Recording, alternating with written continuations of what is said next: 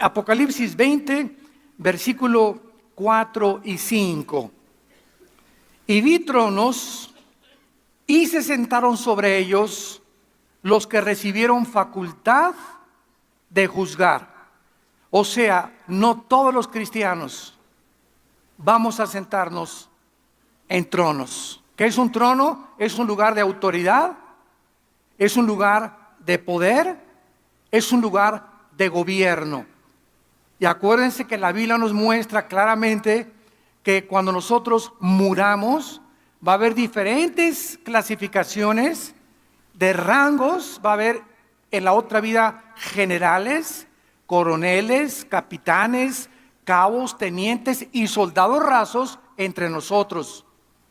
De ahí la exhortación: no se cansen de hacer el bien, no se cansen de sembrar, no desmayen, anímense, porque vuestro trabajo no es en vano. Entonces, estos tronos están reservados para los vencedores. ¿Quiénes son los vencedores?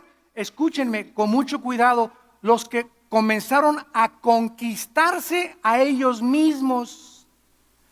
Para que yo pueda vencer a Satanás y al mundo, tengo que conquistarme a mí mismo primero. Y estas pasiones dentro de nosotros, sexuales, de alcoholismo, de drogas, de hacer dinero, de vanagloria, de soberbia, de avaricia, de todas estas cosas, tenemos que hacerlas morir. Y cuando comienzas a hacer morir dentro de ti ese ego que traemos, con el cual tenemos que luchar, y comienzas a matar el ego dentro de tu vida, comienzan a ser un gigante dentro de ti espiritual. Y entonces el diablo, ¿verdad?, no tiene parte contra ti. No hay ninguna forma en la que se te pueda meter.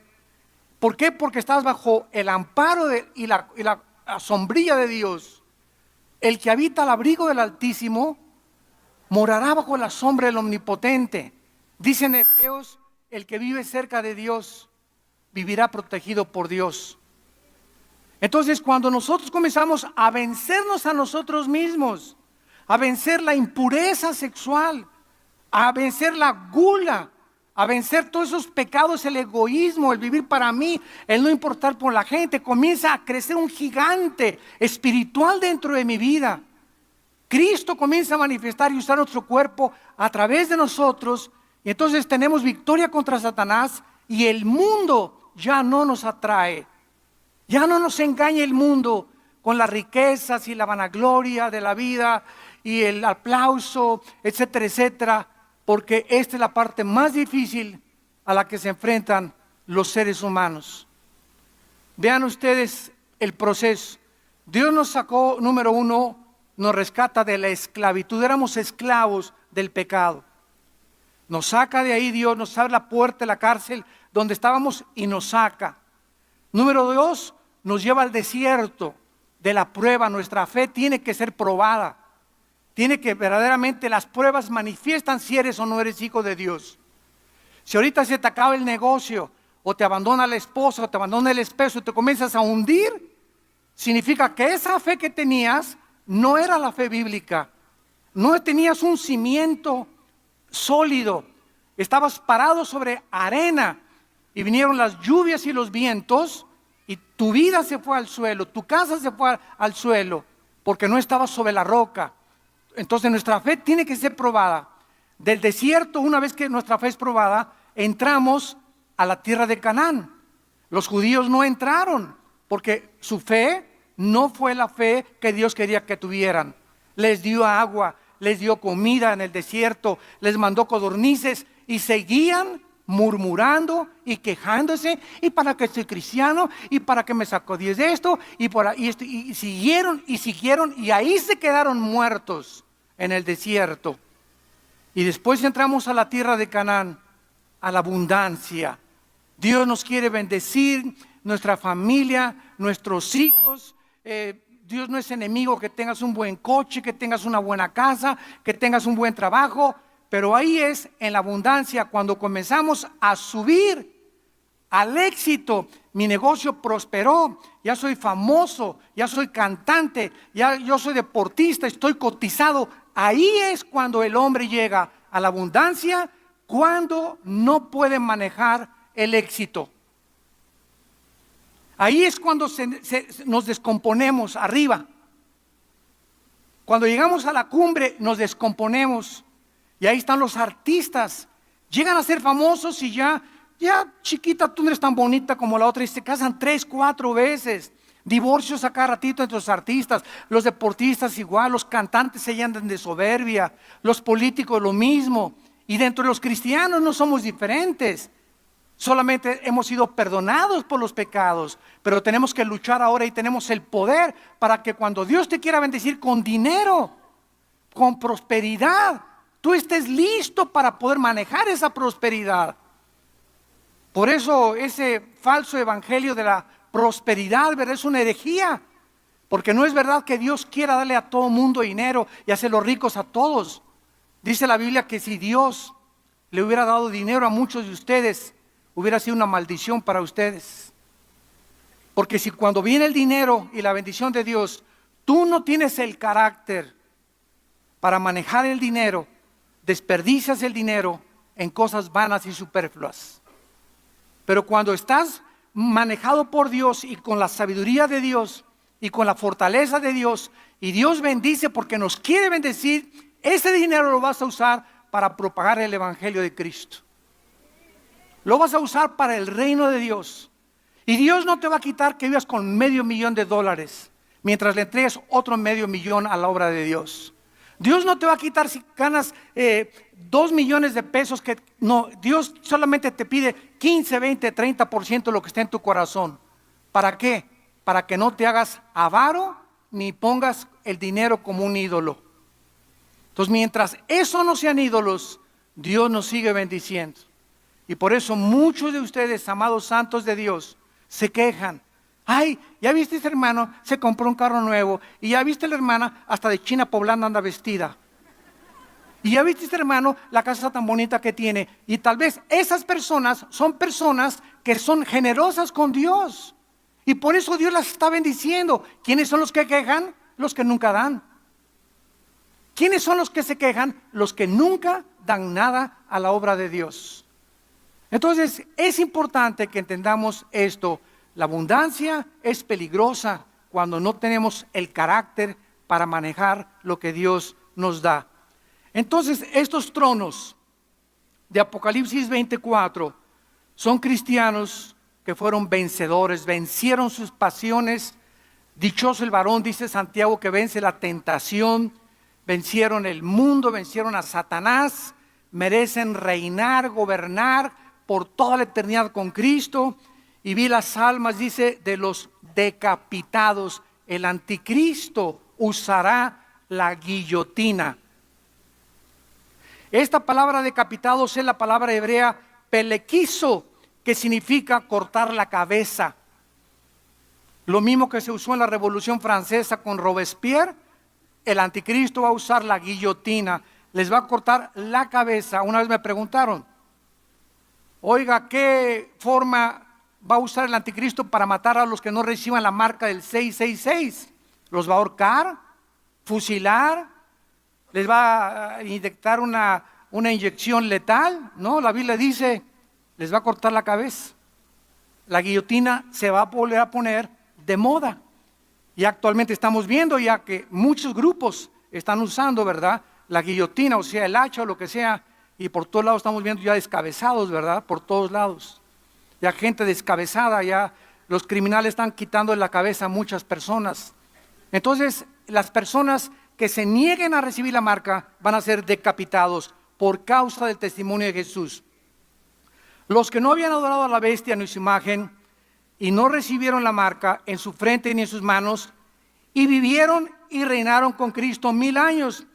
Pero lo que nos atañe es el versículo 6, 5 y 6. Pero los otros muertos, ¿cuáles otros muertos?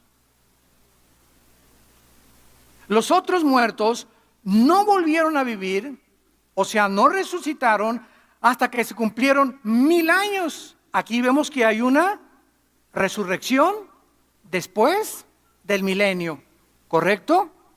Vamos bien. Esta es la primera resurrección y aquí es donde muchos teólogos se han enfrentado, diciendo que el rapto va a ser al final del milenio, que porque aquí está diciendo que esta es la primera resurrección, porque estos muertos van a resucitar después del milenio.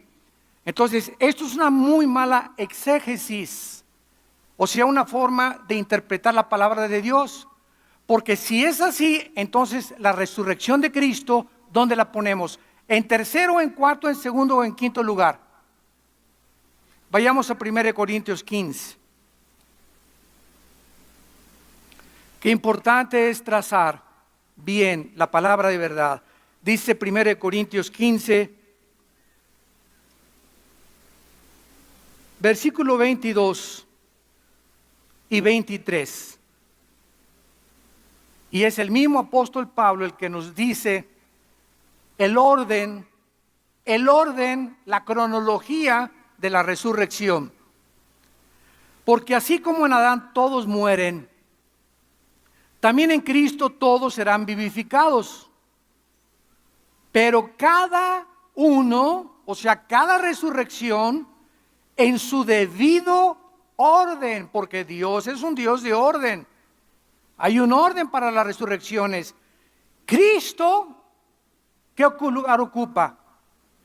Muy bien, Cristo ocupa el primer lugar. Cristo fue la primera persona en toda la historia desde Adán y Eva en haber resucitado para no volver a vivir, para no volver a morir, perdón.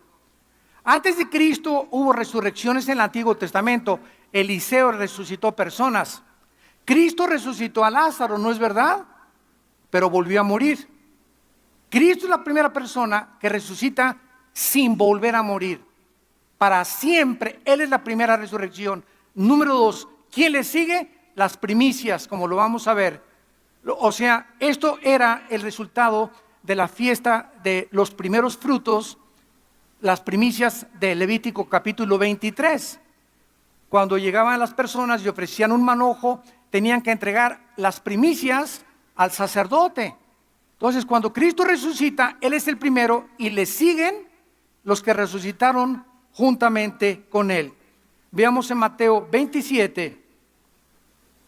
Mateo 27, esta resurrección de las primicias.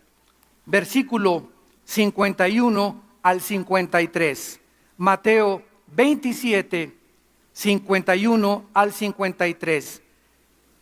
He aquí el velo del templo se rasgó en dos, de arriba abajo, y la tierra tembló, y las rocas se partieron, se abrieron los sepulcros, y muchos cuerpos de santos, no todos, muchos, que habían dormido, se levantaron, y saliendo de los sepulcros, después de la resurrección de Él, vinieron a la santa ciudad y aparecieron a muchos.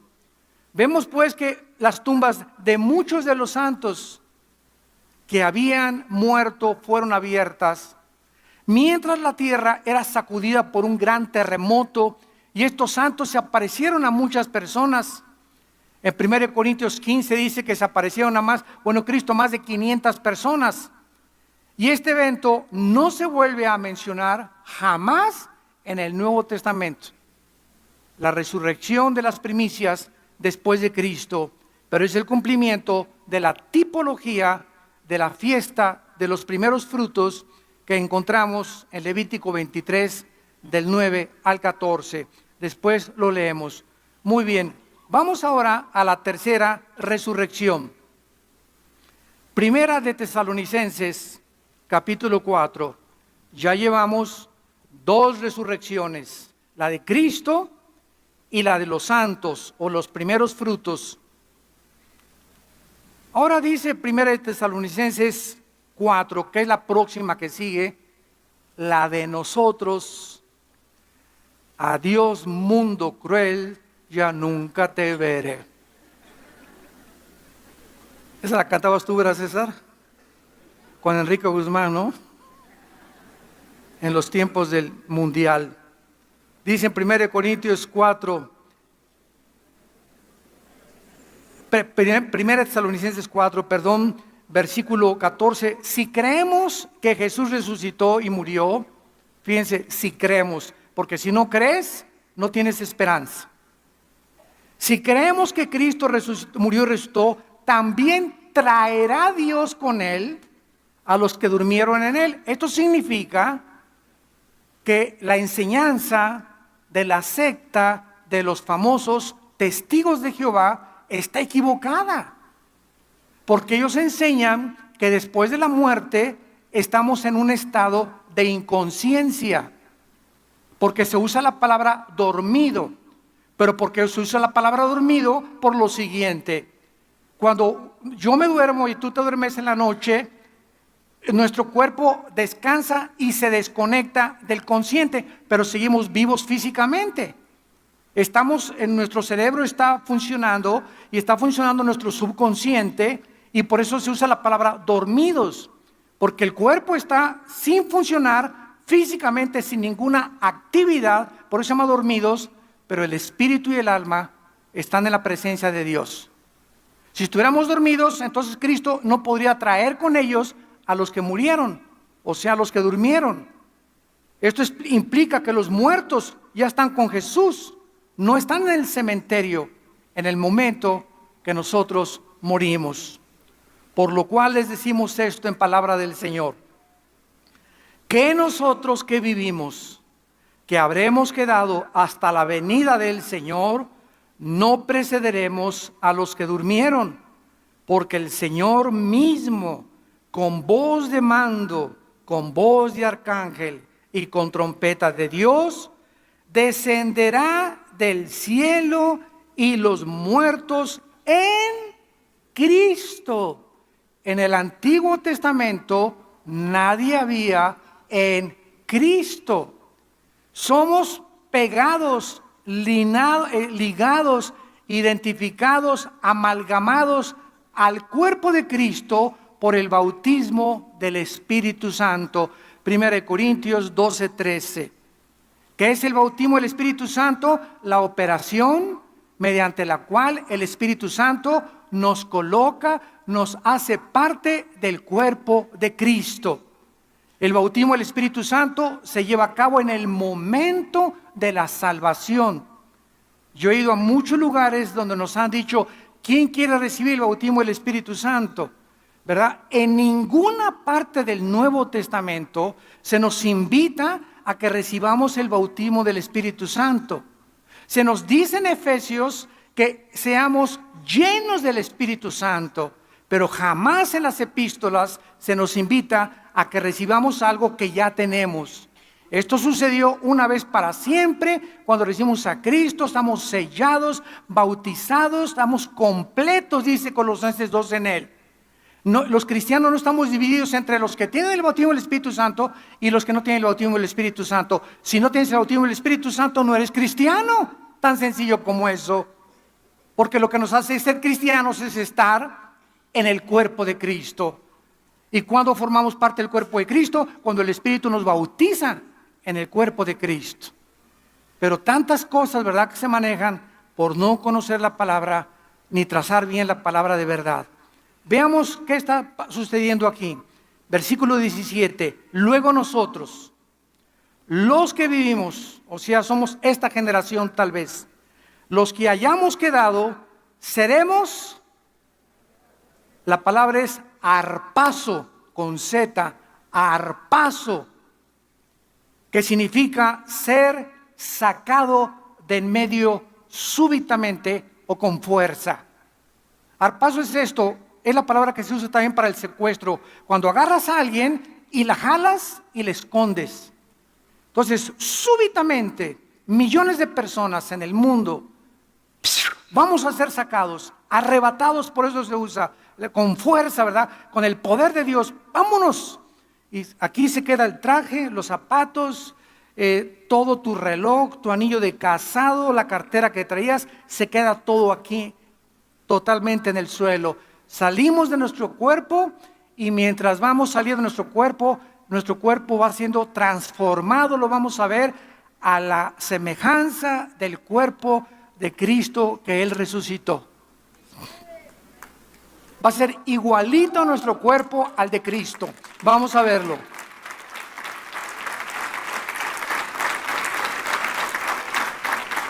El arrebatamiento, Cristo desciende sin tocar la tierra, porque esto es importante también, la diferencia entre el arrebatamiento y la segunda venida de Cristo.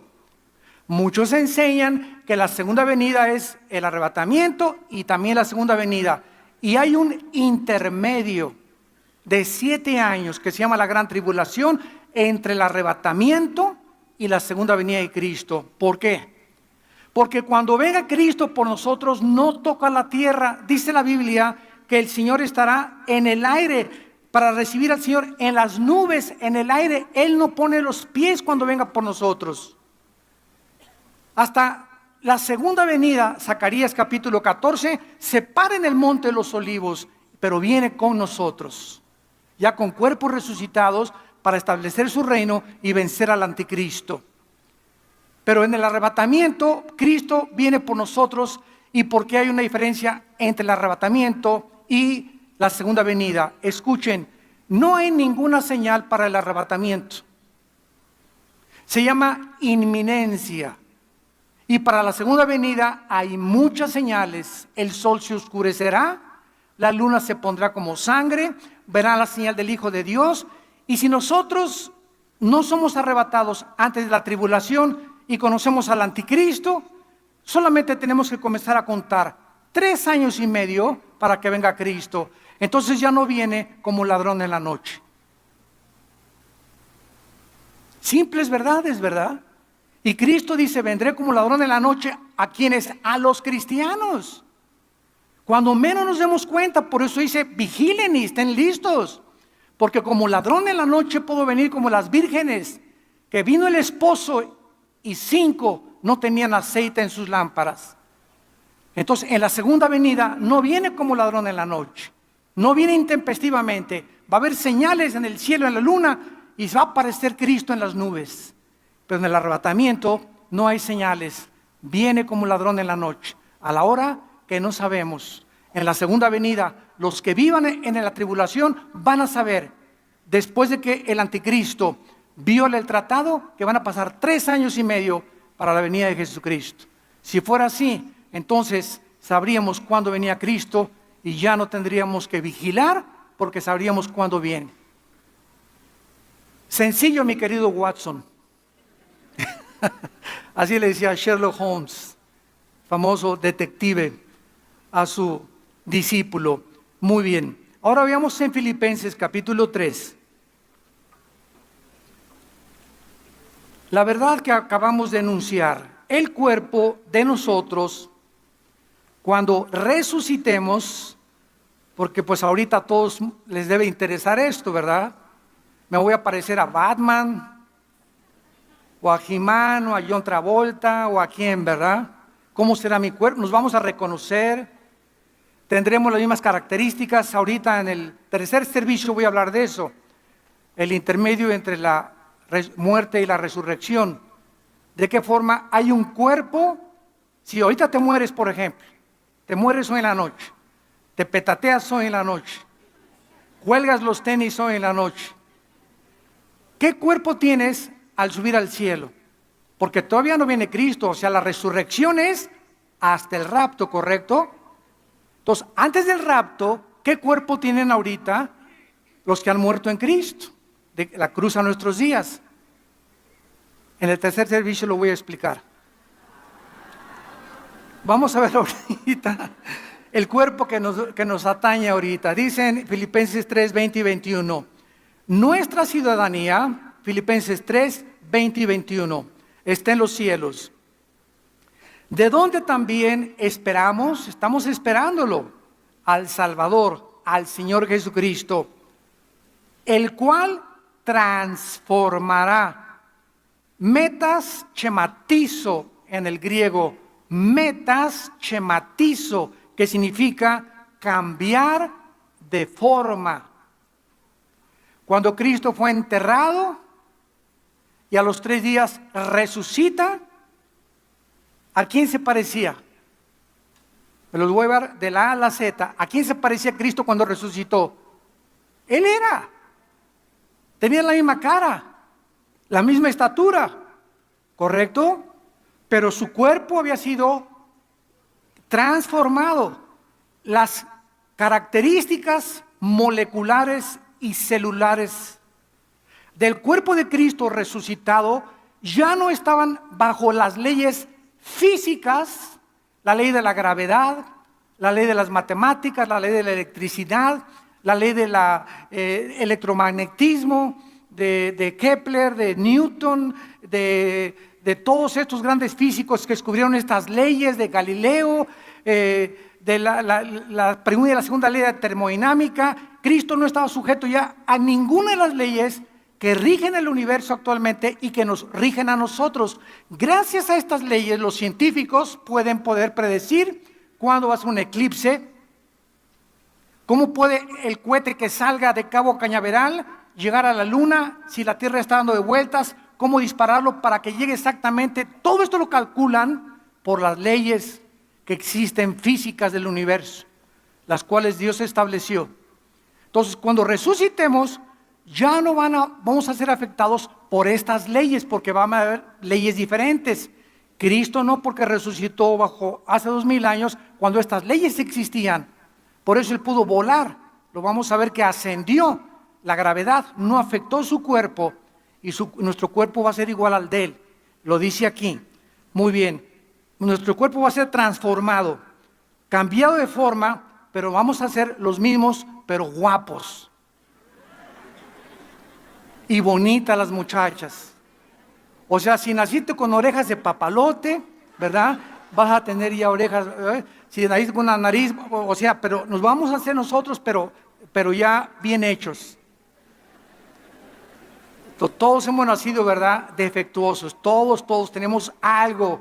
Alguien quiere ser más alto, más bajo, etcétera, etcétera, menos grasa aquí. Pero vamos a ser nosotros con el cuerpo como lo vamos a ver. Cuando Samuel fue sacado por Saúl, ¿se acuerdan? En segunda de Samuel, cuando fue sacado del Sheol, ¿se acuerdan que salió de la tumba y espantó al rey Saúl? Pero Saúl reconoció que era Samuel, porque antes de la cruz los cuerpos no habían sido cambiados, estaban en el Sheol con el mismo cuerpo con el que habían muerto, pero con un cuerpo que no estaba sujeto a la destrucción. Ya no estaba afectando la segunda ley de la termodinámica a los cuerpos que estaban en el Sheol. Y los cuerpos que están ahorita en el infierno eres tú. Si vas al infierno en la noche, vas a estar tú en el infierno, pero tu cuerpo va a ser el mismo, pero indestructible. No resucitado, pero si no te quemarías. Y dice la Biblia que los que están en el infierno ya están ahorita quemándose o están sufriendo el dolor como si una llama lo estuviera ardiendo en ellos y van a tener sed. Entonces, esto nos habla, ¿verdad?, de los diferentes cuerpos. Qué interesante que hay antes de la cruz, después de la cruz y el estado intermedio entre la muerte y la resurrección. Ahora dice el versículo 21, el cual transformará el cuerpo, y se le llama de la humillación nuestra, para que sea semejante al cuerpo de la gloria suya, por el poder con el cual puede también sujetar a sí mismo todas las cosas. La palabra semejante es ginomai en el griego. Ginomai, que significa hecho o hecho de la misma forma, para que sea igual o hecho nuestro cuerpo a las mismas características del cuerpo de Cristo cuando resucitó. Cuando resucitó Cristo, ¿tenía sangre? Oigan, contesten pronto, no le saquen. Claro que no, su sangre, la vida de la carne está en la sangre. Su sangre fue completamente, cuando le atravesaron la lanza, dice Juan, vi una gota de agua mezclada con sangre. Los cardiólogos de la época moderna dicen que cuando la gota se mezcla de sangre con el agua es por muerte de rotura del pericardio. O sea que cuando el soldado le atravesó el centurión el costado a Cristo, su pericardio estaba roto. Y por eso salió esa agua con sangre. Y eso nos explica de qué murió Cristo. ¿De qué murió Cristo? Pregunta de los 64,000 pesos. No murió desangrado porque murió antes. No murió de asfixia, que regularmente morían los crucificados. La laringe, ¿verdad? y la faringe eran presionadas por el cuerpo, o morían crucificados y les rompían los huesos para que se colgara el cuerpo y se asfixiaran los condenados o las víctimas a la crucifixión. Pero a Cristo no le rompieron las piernas. Y Cristo duró de las 12 del día, que lo crucificaron, a las 3 de la tarde en la cruz. Y a las 3 en punto murió. Y la Biblia nos muestra en el Salmo 22 que su corazón se le deshizo como la cera. Cristo murió de dolor. Fue tan grande el dolor cuando nuestros pecados, tus pecados y mis pecados, fueron puestos sobre su cuerpo en el santo y hecho más sublime que los cielos, que no soportó Cristo el dolor moral. O sea, Cristo muere y se le rompe el corazón del dolor por nosotros.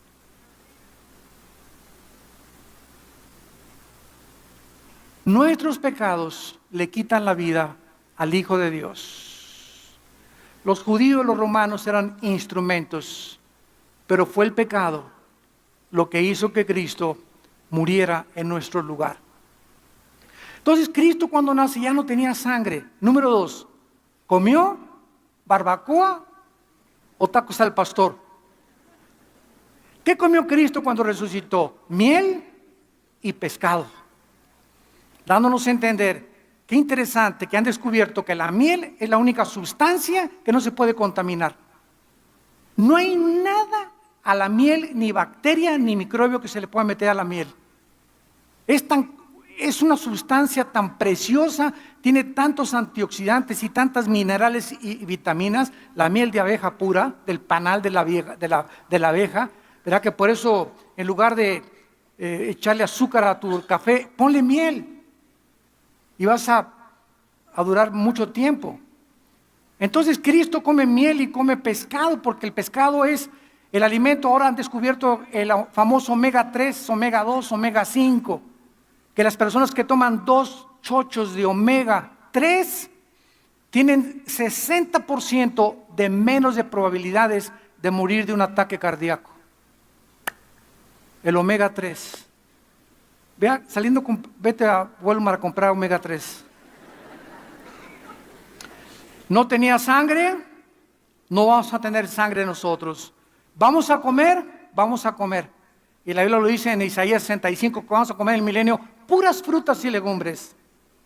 Número 3, Cristo se aparece a los discípulos cuando estaban en un cuarto cerrado y atraviesa la pared. La composición molecular y atómica del cuerpo de Cristo era diferente a la de nosotros.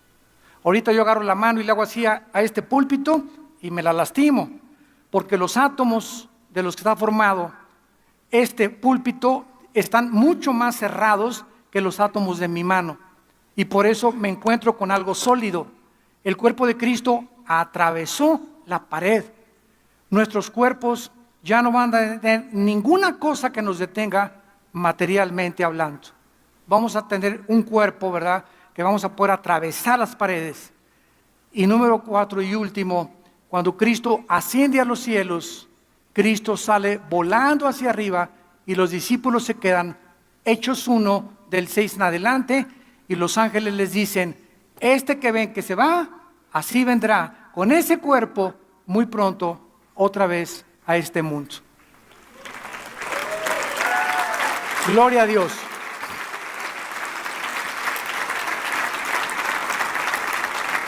No sé cuántos de ustedes hayan soñado con volar. Muchas manos levantan. Los demás están contentos dormidos. Pero yo particularmente, muchas veces así, que vuelo. Y como que yo puedo dirigir así el vuelo y regreso y me hago así, comienzo a volar. Ya hace mucho que no sueño, pero tuve mucho tiempo que soñé que volaba. Bueno, nuestra cuarta característica va a ser que vamos a volar. Ahorita, si quisiéramos ir a la orilla de nuestra Vía Láctea, nos tomarían millones de años yendo a la velocidad de la luz, 300,000 kilómetros por segundo. Y cuando Einstein descubrió la fórmula E igual a mc al cuadrado, que la energía es igual a la masa, o la masa es igual a la energía, dando la teoría famosa de la relatividad, Einstein estaba explicando y postulando que es imposible la conquista del espacio. Nunca vamos a llegar más allá de Marte por el tiempo y la velocidad. Entonces, no tenemos ni idea de lo que estamos hablando cuando la guerra de las galaxias y que vamos a conquistar las galaxias, ¿verdad? Son puras marihuanadas. Vamos a la cuarta resurrección, Apocalipsis capítulo 11. ¿Y tú que te quieres quedar en este mundo? ¿Qué es lo que Cristo vino a hacer, amados santos de Dios? Nos vino a quitar el temor de la muerte. ¿Qué vino Cristo a hacer? A quitarnos el temor de morir. Hebreos 2, 14 y 15.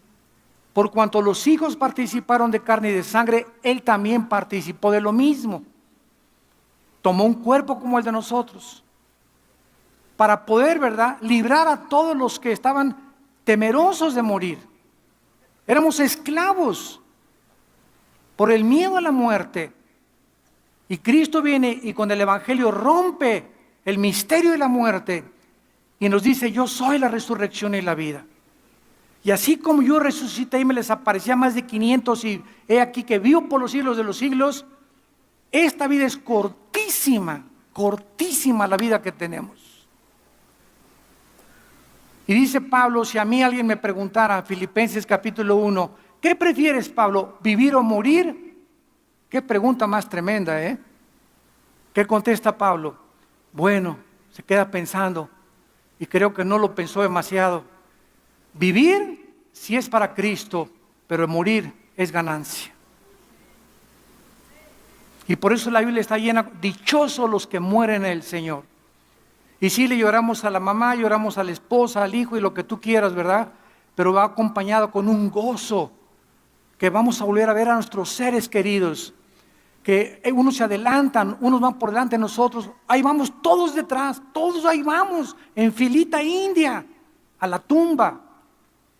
Y de repente todo se acabó, tus sueños, tus ambiciones, tu vanagloria, tu pecado, todo lo que hiciste se acabó para siempre.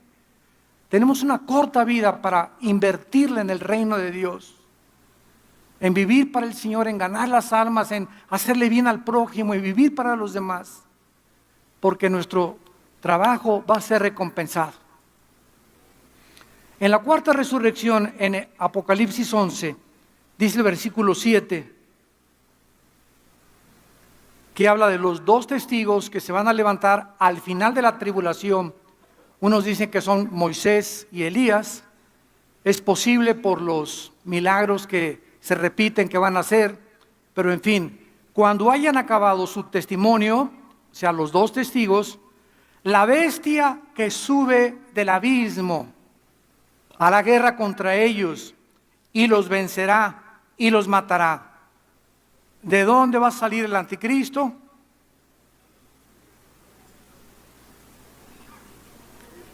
El abismo es la habitación actualmente de los demonios.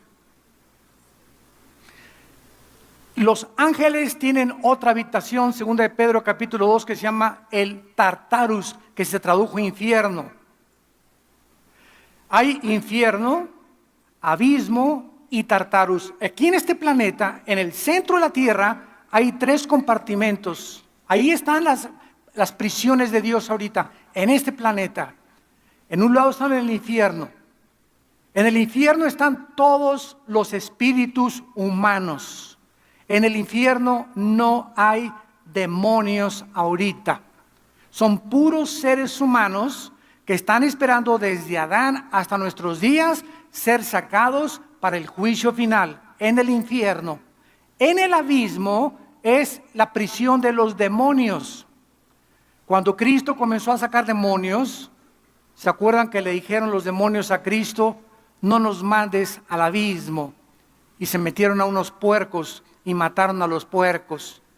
Y el Tartarus, o las prisiones de obscuridad, que es lo mismo, es donde están los ángeles que quisieron pervertir la genética en Génesis capítulo 6, produciendo gigantes de 4 o 5 metros con 12 dedos en las manos y 12 dedos en los pies. Entonces, la Biblia nos muestra que el anticristo es un principado satánico que ocupó algún líder en el pasado. Muchos dicen que fue Nerón, otros que fue Antíoco Epífanes, otros dicen, ahorita la mayor parte de los teólogos creen, que el espíritu de Alejandro el Magno, Alejandro el Magno es un personaje como ustedes no se imaginan en la historia. A los 21 años Alejandro comenzó a conquistar el mundo, a los 21 años. ¿Quién le dio esa sabiduría, aunque fue entrenado por Filipos y por todos los griegos que tenía? ¿Quién le dio la sabiduría para formar las falanges famosas griegas? Pelearon contra los persas. ¿Cuál es la película del 33? ¿O cómo se llama el 33, no?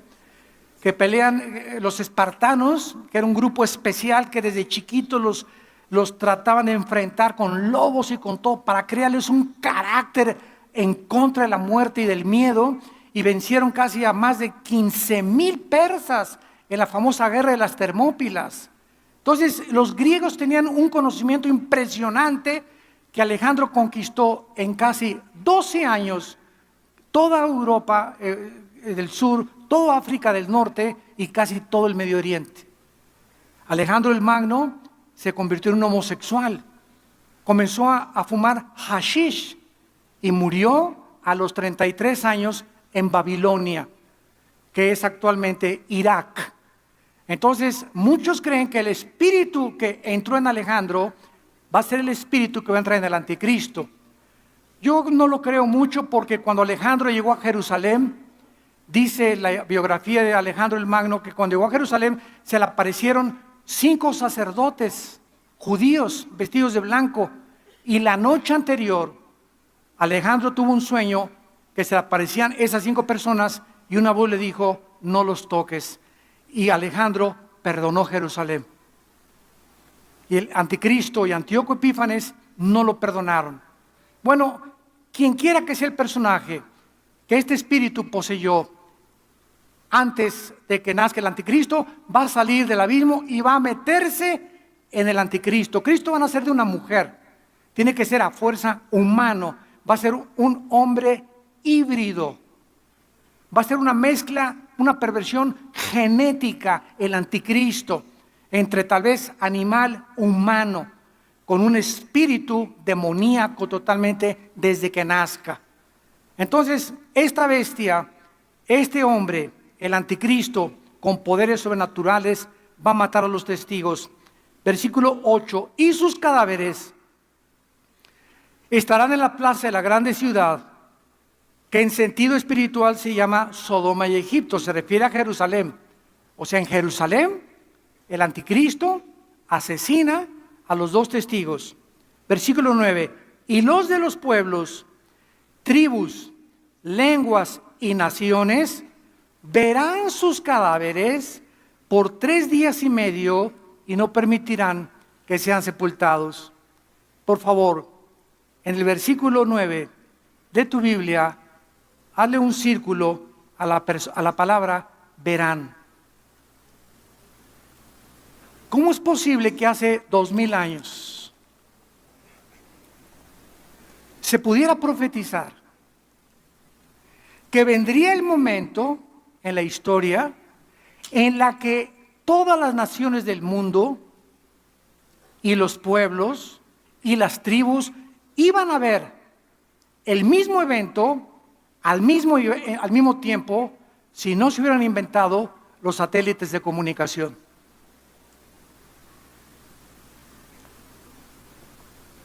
Aquí están profetizados con 2000 años de anticipación los satélites de comunicación.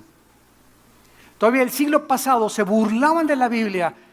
Mira nada más, aquí está diciendo que todo el mundo va a ver al mismo tiempo la muerte de los dos testigos. Y ahorita prende la televisión y en CNN ya está la guerra de Corea, ya está la guerra de aquí, la muerte, la coronación del Papa, el evento que querramos, lo estamos viendo en todas las naciones del mundo, que casi somos 200 naciones, el mismo evento al mismo tiempo, gracias a que en 1957 se aventó por primera vez el satélite Sputnik por los rusos.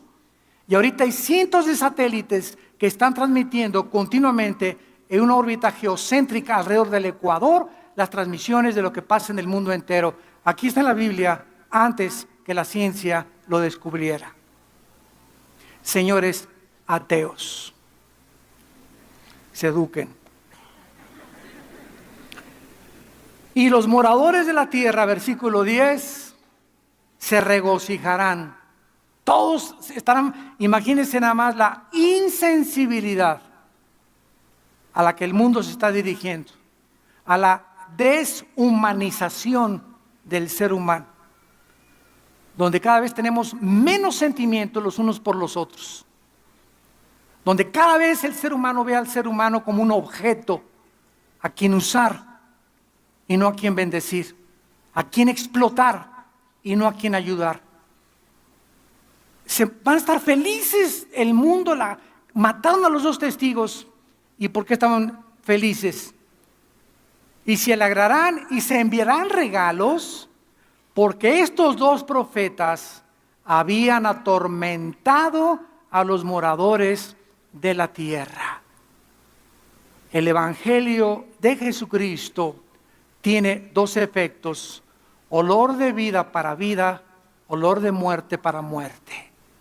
Hay gente que yo le he hablado de Cristo y me dicen, el otro día cenamos con mi mamá que cumplió 87 años, por cierto, en su cumpleaños pasado, ahí en Cuernavaca le hicimos una fiesta y fue una señora bien famosa, pero bien famosa, me reservo su nombre, y comencé a testificarle en la mesa, se sentó con nosotros y con su esposo, con mi mamá, y cuando le comencé a testificar, inmediatamente, no me hable de la Biblia, así. No me hables de estas cosas. Yo tengo mis creencias y yo tengo mi filosofía oriental y yo no quiero que me hables de esas cosas. Se terminó la conversación, muchacho. ¿Está bien? Con permiso, discúlpenme. Pero nos damos cuenta que hay gente que le hablas y se enojan. Se sienten atormentados. O comienza a hablar de Jesús y ya vas a comenzar con estas cosas, mejor me voy. Oye, pero estoy hablando de Jesús, no, mejor háblame de, ¿quieren que mejor les hables de Hitler y para que bailen el jarabe tapatío? Increíble, pero cierto. Bueno, esto va a suceder. Y versículo 11, y entonces a los 3 días entra en ellos el Espíritu de vida, enviado por Dios, y se levantan sobre sus pies, y cayó gran temor sobre los que lo vieron. Esta es la cuarta resurrección. La de los 2 testigos. La quinta resurrección, Apocalipsis capítulo 7.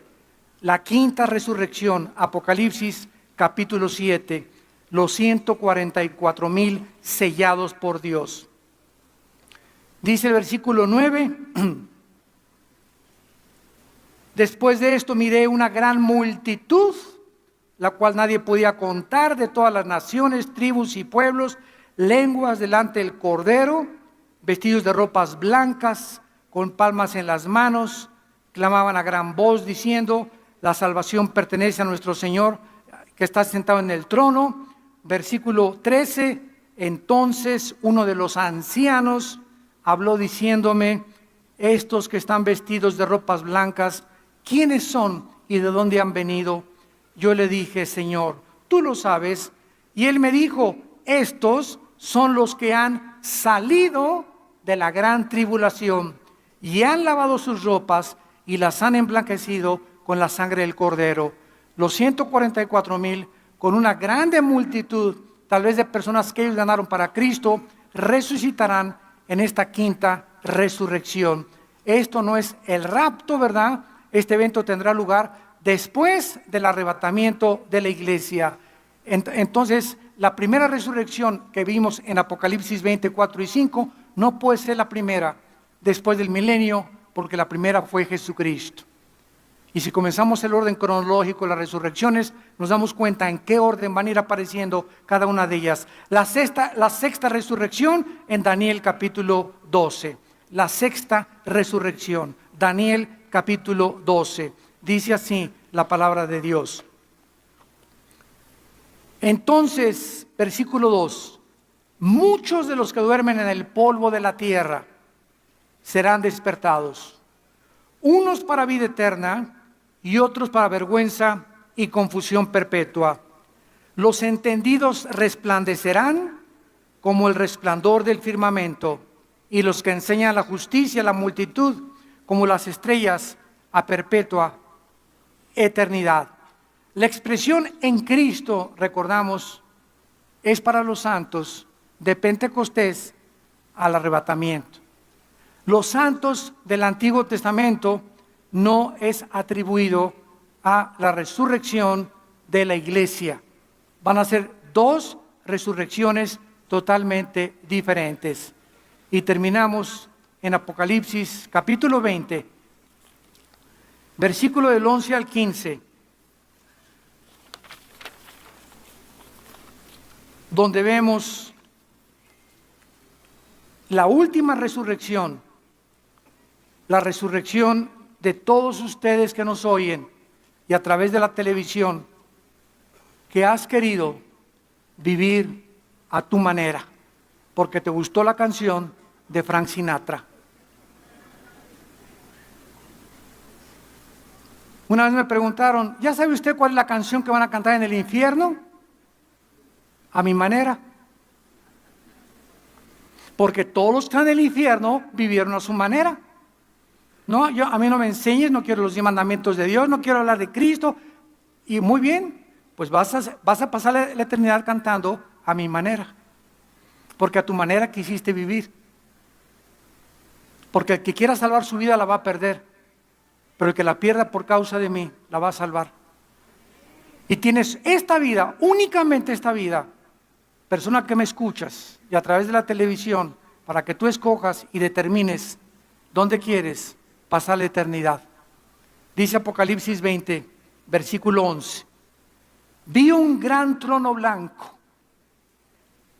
y al que estaba sentado en él, de delante del cual huyeron la tierra y el cielo, y ningún lugar se encontró para ellos. O sea, todos los que no han resucitado, desde Adán hasta acabar el milenio, van a seguir ahí en el centro de la tierra y van a resucitar hasta después de los 1000 años, que es la última resurrección, que es la de los malos. Y enfrente de ellos, cuando estén enfrente de Dios, en el trono blanco, este trono no se nos dice dónde va a estar, pero vemos que van a ver cómo la tierra va a desaparecer. Y ahí van a ver que donde tenían puestos sus objetivos, sus esperanzas, donde habían invertido su dinero, en este planeta que está a punto de ser desintegrado, ¿verdad? En el basurero que estamos viviendo ya, que hemos hecho nosotros con el pecado, ahí van a ver que ese planeta que creían que habían puesto esperanza, va a desaparecer para siempre. Con todas sus esperanzas y los sueños que tenían, va a desaparecer para siempre. Enfrente de ellos. Y vi a los muertos, versículo 2, grandes y pequeños de pie ante Dios. Y los libros fueron abiertos, y otro libro fue abierto, el cual es el libro de la vida. Y fueron juzgados los muertos por las cosas que estaban escritas en los libros según sus obras. Noten ustedes que todos los muertos que han resucitado en este juicio, sin excepción, ninguno está hincado. Todos de pie. Se acabó el tiempo de, perdóname, Señor. No, aquí ya no hay gracia, aquí ya no hay misericordia, ya tuviste tu oportunidad. Yo no voy a mandar a nadie al lago de fuego, dice Dios. Tú escogiste ir a donde vas a ir cuando tú estabas vivo. Por eso ninguna persona que esté condenada eternamente, Dios no manda al infierno a nadie. Como una señora me dijo una vez, ¿verdad que Dios es bueno y no va a mandar a nadie al infierno? Le dije, amén, amén. Ellos se van solitos. De tal manera amó Dios al mundo que Dios nos dio a su Hijo unigénito, para que cualquiera de ustedes que en Él crea no se pierda, mas tenga la vida eterna. Él que no conoció pecado, por nosotros se hizo pecado, para que nosotros fuésemos hechos la justicia de Dios en Él. Mas Dios muestra su amor para con nosotros en que siendo pecadores, Él muere en nuestro lugar en la cruz. Llega el momento, persona y pecador que me escuchas, donde se acabó la oportunidad. No creas que te puedes arrepentir mañana o la semana que entra. Si oyes su voz, hoy es el día que Dios te está hablando. Hoy abandona tus pecados y entrégale tu vida a Jesucristo.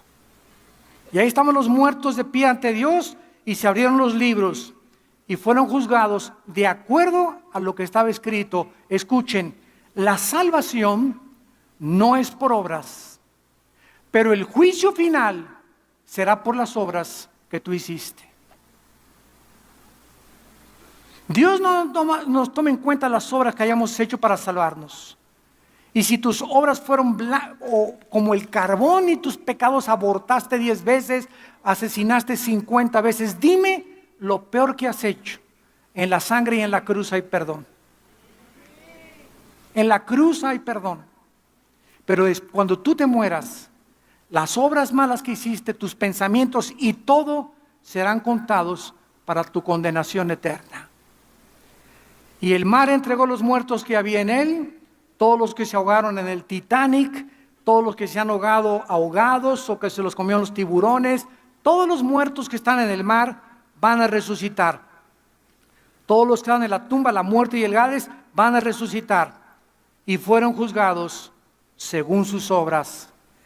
Y la muerte y el infierno o el Hades fueron lanzados al lago de fuego. Esta es la muerte segunda. Y el que no se halló inscrito en el libro de la vida fue lanzado al lago de fuego. Padre, gracias por tu palabra. Gracias, Señor, por tocarnos una campana de alarma. Cuando ese gran barco en 1912 llamado el Titanic salió de un puerto de Inglaterra hacia Nueva York, antes de salir, los constructores dijeron, ni Dios puede hundir este buque. Y es el pensamiento del ser humano. No me va a pasar nada. Puedo seguir en mis pecados sin ser nunca castigado, porque el pecado engaña. Y la paga del pecado es la muerte. Mas el regalo de Dios es vida eterna en Cristo Jesús. Padre, te damos gracias porque nos amas. Y si no diste tu vida en la cruz en nuestro lugar, ¿cómo no nos darás todas las cosas si nosotros te la pedimos? Te pido, Señor, dile a Cristo en este momento, pecador que me escuchas, te pido que entres a mi vida, Señor. Perdona mis pecados, me arrepiento, me vuelvo hacia ti. Dame el poder para vivir para ti. En el nombre de Jesús. Amén. Gracias por este santo libro. Gracias a Dios por su palabra, que es como una antorcha que alumbra. Es la única luz que hay en el mundo. La única es este libro. En tantas tinieblas y tantas sectas y filosofías y profecías y sistemas de pensamiento, pasarán todos, pero su palabra permanecerá. Las personas que esta mañana aceptaron a Cristo, nos gustaría bendecirlas. Y si tú invitaste a Cristo con esta oración en esta mañana, ahí desde tu lugar, te pido que te pongas de pie. Párense los que hicieron esta oración. Gracias, Dios la bendiga. Gracias, Dios, que Dios te bendiga. Gracias, gracias, que Dios lo bendiga. Gracias a Dios. Gracias, gracias, señorita. Gracias, joven, gracias. Dios te bendiga, gracias. Gracias por estas almas, que Dios la bendiga. Gracias a Dios. Nos ponemos de pie para recibir la bendición pastoral. Los que quieran recibirla, desde luego. Los que quieran extender su mano hacia acá, lo pueden hacer en señal que reciben esta bendición. Dios bendiga tu vida. Dios bendiga tu matrimonio. Dios bendiga a tus hijos. Dios bendiga el fruto santo de tu vientre. Dios bendiga tu trabajo. Dios bendiga tu entrada y tu salida. Dios bendiga tus alimentos que diario Él te provee para que nunca te falten en tu casa. Dios bendiga tus animales domésticos. Dios te guarde y te proteja cuando andes en la calle, que regreses a tu casa sano y salvo. Dios te llene de su conocimiento y de su inteligencia espiritual, para que siempre abraces y apruebes lo mejor, para que andes como es digno del llamamiento que nos ha hecho, que sin santidad nadie verá a Dios.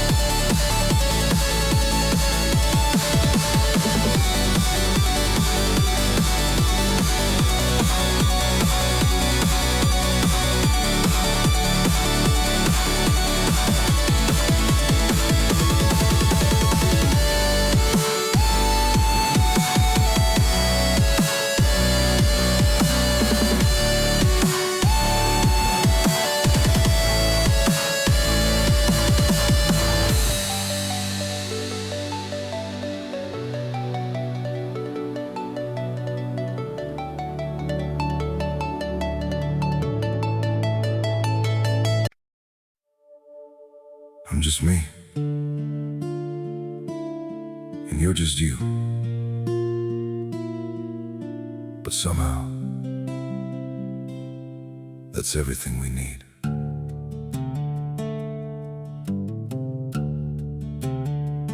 I don't have a perfect story, no shining crown to wear, just a heart that keeps on choosing you in every prayer. You're not made of fairy tales, you're not some distant dream, just the one who feels like home in ways I can't explain. I'm just me and you're just you, nothing more, but it feels true. No disguise, no in between, just the way it's meant to be. We don't need to be someone, we don't have to chase the sun. In this world so wild and free, you belong with me.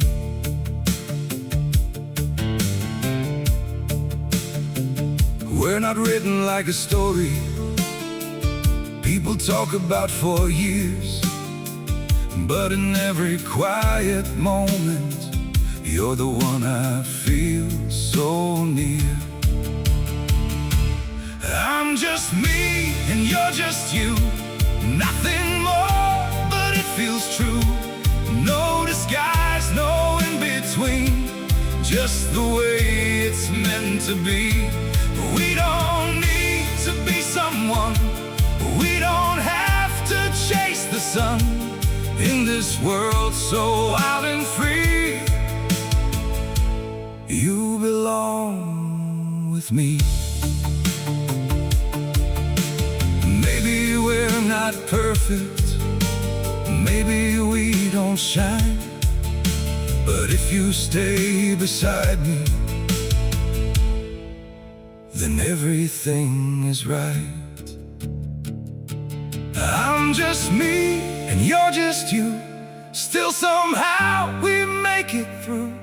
Every road and every sea leads you back to me. We don't need the stars above, we already have enough.